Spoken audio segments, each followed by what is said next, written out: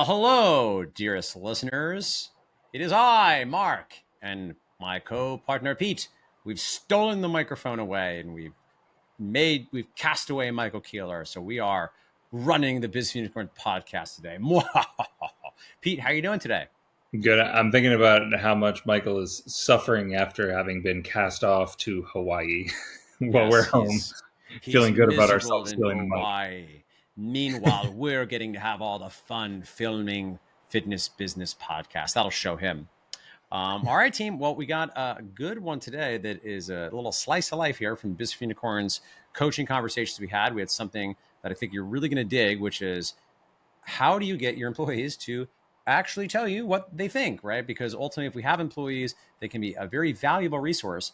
But it's interesting because the skill of telling your boss what you think is something that basically nobody's taught. So we're going to have some thoughts on that. Before we do it, I just want to say very briefly in the show notes, please go right to the show notes. I have a free webinar coming up with our dear friends at Kilo and Gym Lead Machine. I'll be chatting with CEO Khalida Connell on August 8th, Thursday, August 8th at 10 a.m. for a free webinar. This is a free webinar on Thursday, August 8th at 10 a.m. on the biggest gym marketing mistakes. I'll pull up there, go click the link. You'll see more about what's in it, but it's going to be very worth your time. Khalida is a super smarty. If you've not had a chance to learn from her, you're not going to want to miss out. She's sharp. Can you hear my dog crying and suffering beneath me?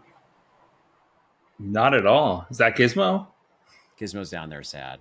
Yeah, listeners, we don't even need to cut this out, Rosemary. The listeners can know that I'm a cold-hearted monster with my dog suffering. He's fine. Can't hear a word on my end or a bark. Right. Well, then we're going to keep talking, everybody. Or you want me to explain the impetus? Yeah, why don't you share a little bit of context for how we find ourselves having this conversation? Yeah, well, one of the cool things that we do in Unicorn Society that I think is maybe a differentiator is we let gym owners use their one-on-one coaching time in the format of having their employees jump in to coaching calls sometimes. And so I today had the pleasure of doing a quick call with a new director of S&C at a gym in North America. And he was interested in... You won't find out who this is, listener. Yeah. Somewhere in North America. I don't want to bury anybody. No, he didn't say anything offensive. In fact, our call was immediately followed by a text to his employer saying, you hired a good one. Yeah. But he was interested in feedback on how he could, as a new employee, effectively manage up, because he reports up to two people in the operation that he's jumped into. And he's young enough in his time with them that he wants to be able to share ideas without being perceived as pushy or unappreciative or anything like that. He just has good ideas and he wants to hustle. And it got me to thinking that we talk a lot about how we can manage our employees, manage down, and how to do so with in good faith and with empathy, but be effective. But we don't talk a lot about how those people can manage us. And it seemed like it'd be a good conversation. Yeah. Yeah, it's very true, because I think there are ways you can do this that are helpful. There are ways you can do it that are perilous. Not unlike when you are giving feedback down. Sometimes that can be very helpful and well received. And certainly there's always an element of threat, because implicit in feedback is that what you're doing right now is not as good as it could be. Right. It's always implicit in that. So there's always a little bit of navigating this core tension, which is to say that we all want to be accepted and loved as whole and complete in just the way we are. And we all want to grow. We all want to improve. We all want the opportunity of growing and developing. And those two human needs are in tension. So feedback can really strike to the heart of a lot of people's fear, particularly if there's somebody that is sensitive to this. Pete, you don't strike me as somebody who's like particularly emotionally at the effect of feedback. Am I correct about that? Or is that am I pegging you wrong? It depends on the feedback, like anybody else. But I find that the two places that I am emotionally disrupted by feedback are honestly actually my business and probably my parenting. I'd say They're both my babies. And it's funny, I become a person I don't like when I get critical feedback about my operation, especially when I fundamentally disagree with it.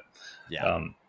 And I react. It's funny. I go from being stoic and pretty even keel to being emotional, and I can actually feel my blood kick up a couple Yep. notches when Yep. I get feedback about my business. So this is actually someplace where you probably didn't tab me Mm. just right.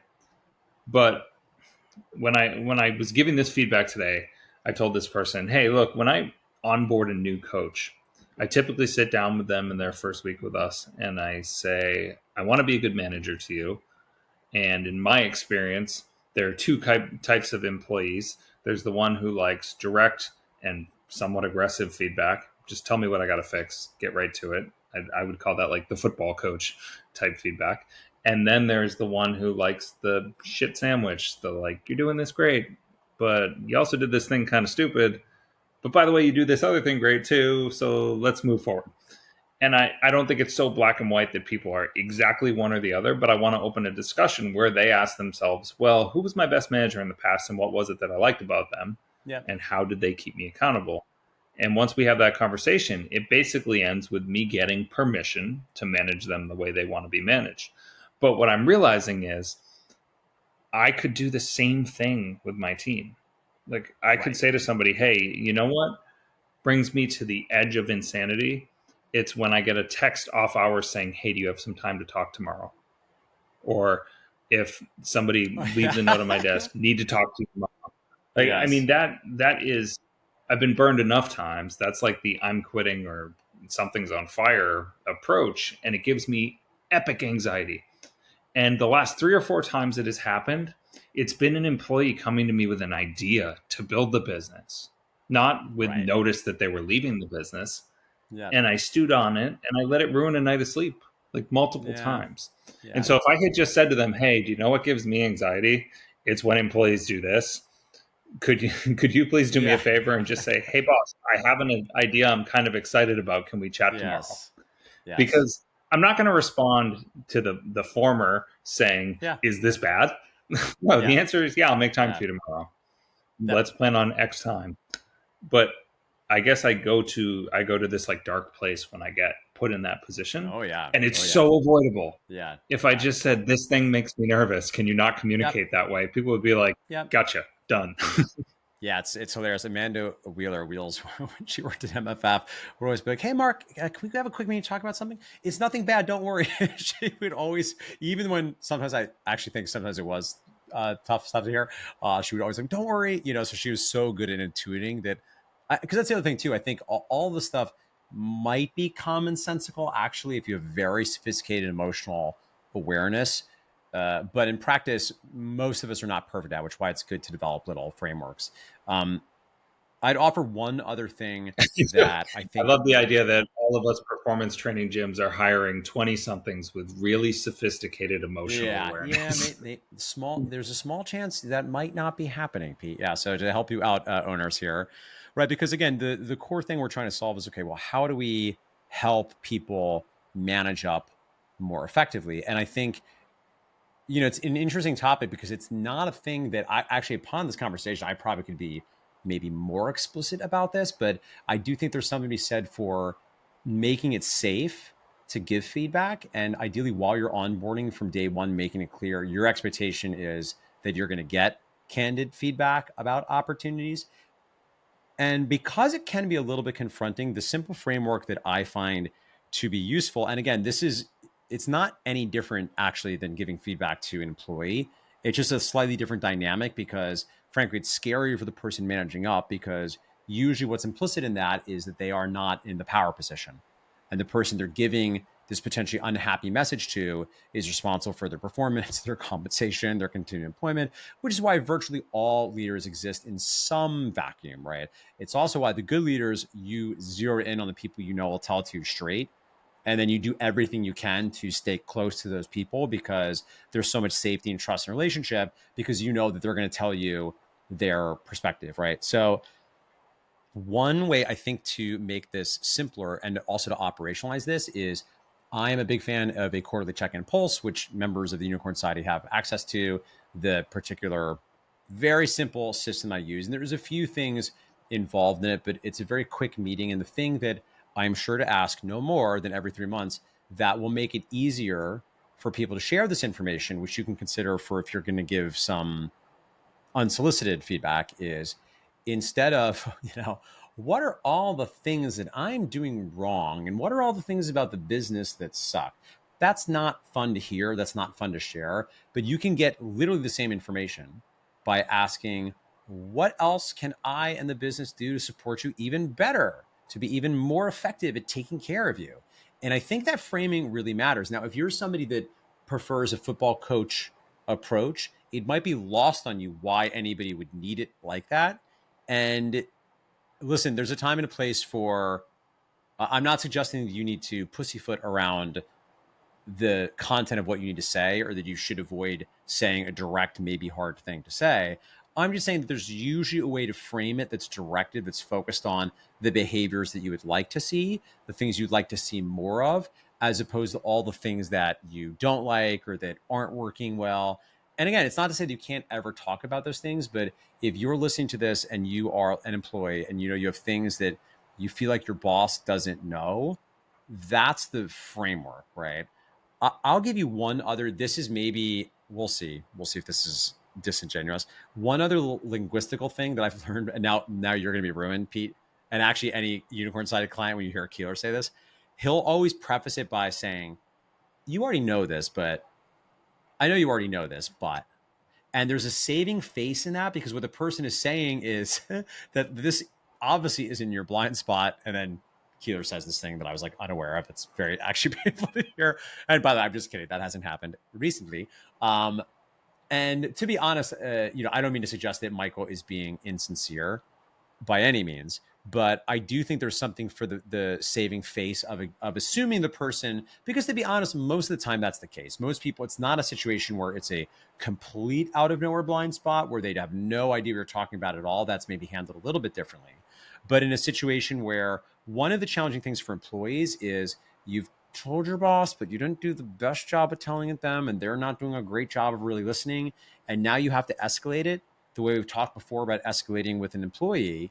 And that can be hard because for a lot of employees, my experience is it's very easy to throw up your hands like, oh, my boss doesn't get it.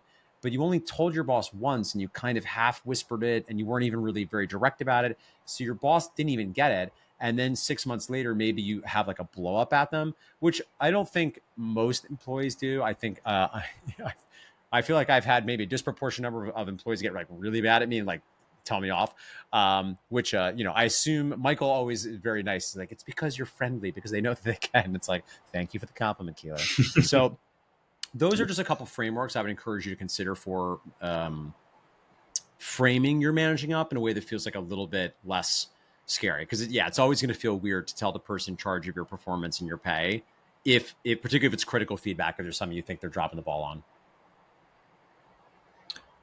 I'll build off of that and say that you and I, and the fellow gym owners who employ people who are listening, are probably being managed up more often than we realize and doing what you said, which is like dropping the ball on hearing it sometimes. So a routine that you could build into that quarterly check-in, or I wouldn't do this every week, but say once a month, quarter, or semi-annually. If you had an all hands meeting where you said, hey, we're going to do a quick activity, pull the sheet up. First thing I want you to write down is one adjustment that we've made since you've been here, be it to our systems or our approach, that you think has been particularly helpful or well received. And then write down one thing that you think is lacking, or system or approach that we need to reconsider in the near future. And that's where I would on top of that, I'd say, and I'd imagine that some of you in the room have tried to put the latter on my radar more than once and feel like I didn't hear it. And I would love for you to repeat it to me in this context, because I need to be better at that. That's brilliant. And it's as safe as it gets. Yeah. It's so brilliant because it is so hard as the leader, right? Because, there's an interesting dynamic, right? Where just as it's very true, the leader often doesn't properly appreciate the challenges of employees. It's very frustrating for them. It is sometimes true that employees listening, you don't always actually appreciate how much is going on in your boss's head. Because if they're a middle manager, that's very challenging because they're dealing with their boss and then dealing down. They're kind of in the middle of a challenging sandwich at times. If they're the actual owner, they've got a lot of other stresses and things going on in their brain, which means, yeah, sometimes when you tell them, they just don't get it. And you might have to tell them more than once. And listen, I do think it's probably worth noting here, while this is an amazing conversation, helping employees manage up better, I think it's incumbent upon the boss, the not necessarily the owner, but whoever the manager is, the person in the power position of the relationship, to be solicitous of feedback, to keep asking for feedback, to do everything to make it safe that when you tell me a difficult thing, I'm going to breathe through it and I'm not going to have a volcanic reaction that trains the person. Well, I shouldn't tell them again because now I've proven it is very, very frightening and threatening. And then furthermore, I said, to be like jokingly, about people yelling at me over the years, there is something to be said for not making people tied up with a bow, right? Like, I'd prefer the feedback delivered in a thoughtful way. And right now I really want to reflect. I have some like so gifted. Actually, I'll even tell a quick story about this. I have some gifted people I'm working with right now on the feedback front. But in general, not all employees are going to be great at. So for leaders, for bosses listening, you need to make it safe that sometimes, like, they're not going to say it in the most thoughtful way. Sometimes they are going to be frustrated. Sometimes they are going to be heated. And the more that you can sort of make that safe, the stronger your relationship can become on the other side of it. And the less likely they are to get things built up, and the more likely they are to be forthcoming a little bit sooner. But yeah, there are people out there. I'm thinking of one example. It's funny. I had a meeting before this for the alloy that I have in New Jersey. And Alana, who is actually had worked as an MFF, who's the fitness director in that business right now, she's just so gifted, so emotionally intelligent. And this is the thing, you can never, to your point, Pete, you can't realistically ask for this to happen almost ever because she's so good at it. And the content of feedback isn't even relevant. I mean, basically the gist of it was that it's really understandable that you and Greg have a lot of urgency sometimes, and it can sometimes feel like excitement, and it can sometimes feel a little stressful to those of us that you're asking to do the things. And I can't do it justice, but it was in the most like, no big deal. Here's the thing you need to know. You probably want to stop doing that way. That was just so heartening. And then, of course, what that's done is I'm going to send her a specific positive feedback message about her feedback, because I feel even more sense of trust with her, because this is maybe, unless you have something else to add here, Pete, I'll give you one final little nugget specifically for the employees that are looking to manage up better. If you have a cool boss and you get good at being the person they know they can go to, I'll say this again, that you can share things that they maybe weren't as aware of, or help them understand something's maybe a bigger deal than they thought, because they trust you're coming in with a lot of care for them. They trust that you're coming in with the attitude, this is a fixable thing that you as an intelligent person are going to be able to fix. It's clearly coming out of a place of, here, let me serve you and share this thing that I think we can totally fix and will make this place even better to work at.